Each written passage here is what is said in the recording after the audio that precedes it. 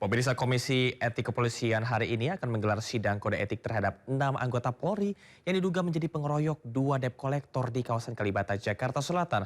Sudah ada rekan Henry Aprila bersama dengan juru kamera Muhammad Zulkarnain di Mabes Polri. Henry, apakah sidang kode etik terhadap 6 polisi pengeroyok penagih hutang ini sudah berlangsung?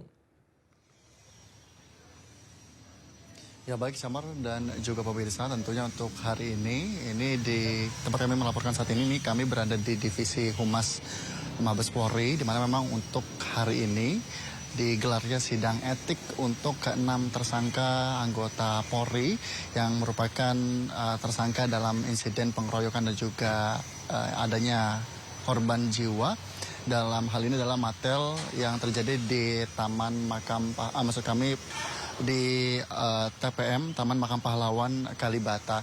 Dan kemudian Camar dan juga pemirsa, untuk informasi yang kami terima bahwa memang untuk sidang sendiri ini digelar di gedung TNCC, dan untuk saat ini pun sidang digelar secara tertutup, sidang etik digelar secara tertutup, dan kemudian kami pun awak media dialihkan untuk menunggu informasi resminya yang tentunya akan disampaikan oleh divisi Humas Mabes Polri berkaitan dengan hasil sidang kode etik itu sendiri. Dan kemudian Camar dan juga pemirsa, untuk sidang etik kali ini di antaranya ada 6 tersangka yang kemudian ini telah ditetapkan sebagai tersangka pada 1 pekan lalu, yang juga ini telah dikumpulkan sejumlah barang bukti yang juga memperkuat dalam hal ini adalah ditetapkan sebagai tersangka, yang diantaranya memang informasi yang kami terima yakni tersangka JLE, kemudian RGW, kemudian IAB, kemudian ada IAM dan juga BN dan juga AN.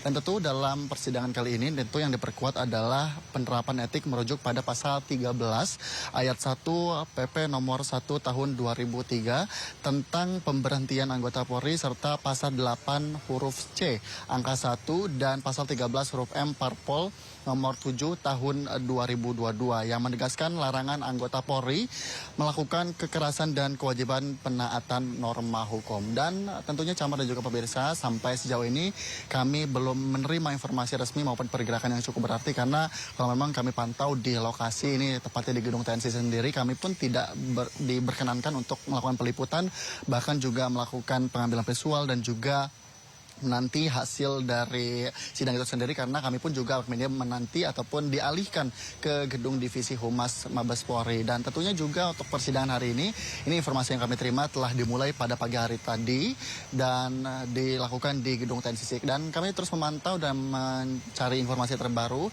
berkaitan dengan sidang etik yang dilakukan kepada 6 tersangka anggota Polri.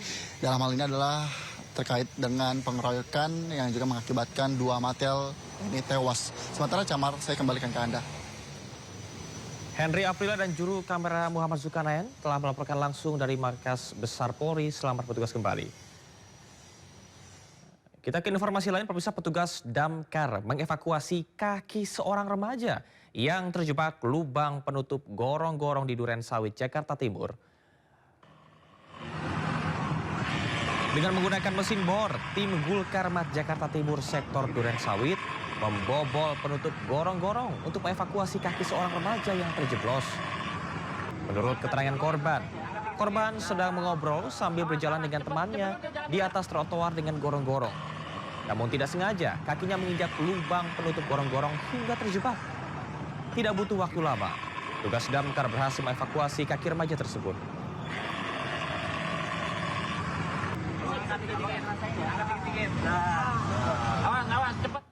Sementara itu, perjalanan KRL komuter lain lintas Bogor Jakarta Kota mengalami gangguan Rabu pagi.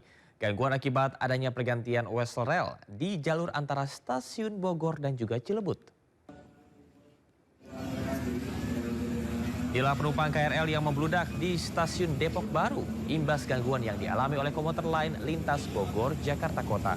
Pergantian wesel rel akibatkan perjalanan KRL jurusan Bogor dan Jakarta Kota terhenti. Penumpang pun harus menunggu agak lama di stasiun lantaran satu jalur KRL dipakai bergantian. Pihak komuter lain meminta maaf atas gangguan ini.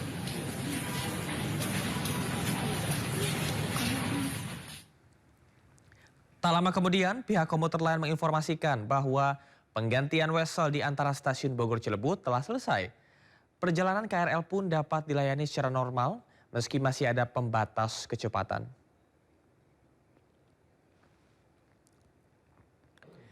6 anggota Polri ditetapkan sebagai tersangka pengeroyokan 2 mata elang alias debt collector hingga tewas di Kalibata, Jakarta Selatan. Para tersangka akan menjalani sidang etik profesi Polri dijadwalkan hari ini.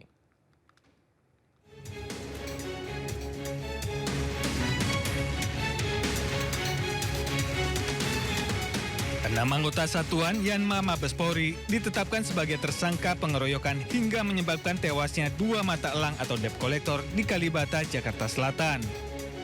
6 orang personil Yanma Mabes Polri yang ditetapkan tersangka antara lain Brigadir IAM, Bribda JLA, Bribda RGW, Bribda IAB, Bribda BN, dan Bribda AM. Para tersangka dijerat dengan pasal 170 ayat 3 KUHP tentang pengeroyokan yang mengakibatkan korban meninggal dunia. Para tersangka akan menjalani sidang etik profesi Polri. Berdasarkan hasil penyelidikan di lapangan, penyidik melakukan analisis terhadap keterangan para saksi dan barang bukti, maka penyidik telah menetapkan 6 orang tersangka yang diduga terlibat dalam rangkaian tindak pidana tersebut. Didapati informasi terkait identitas para tersangka yaitu 1. JLA, 2. RGW, 3. IAB, 4. IAM, 5. BN, 6. AM. Perlu diketahui rekan-rekan dan kami informasikan, adapun ke-6 tersangka tersebut merupakan anggota dari Satuan Pelayanan Markas di Mabes Polri. Pasal yang dipersangkakan berdasarkan alat bukti permulaan yang telah dikumpulkan oleh penyidik. Para tersangka dikenakan pasal 170 ayat 3 KUHP, pengeroyokan yang mengakibatkan korban meninggal dunia. Sebelumnya pada Kamis malam puluhan kios pedagang dan sejumlah motor dibakar massa tak dikenal di depan Taman Makam Pahlawan Kalibata, Jakarta Selatan.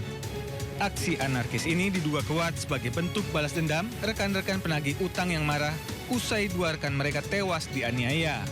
Penganiayaan terhadap 2 orang penagih utang terjadi ketika 2 orang korban menghentikan seorang pengendara sepeda motor Kamis sore. Saat sepeda motor dihentikan, 6 orang polisi yang tengah melintas dengan sebuah mobil turun dan langsung mengeroyok kedua penagih utang. Setelah 2 orang terkapar, 6 personil Yanma Mabes Polri ini melarikan diri. 1 orang penagih utang tewas di lokasi kejadian, sementara 1 lainnya menghembuskan nafas terakhir di Rumah Sakit Budi Asih, Jakarta Timur. Dari Jakarta, tim liputan iNews melaporkan.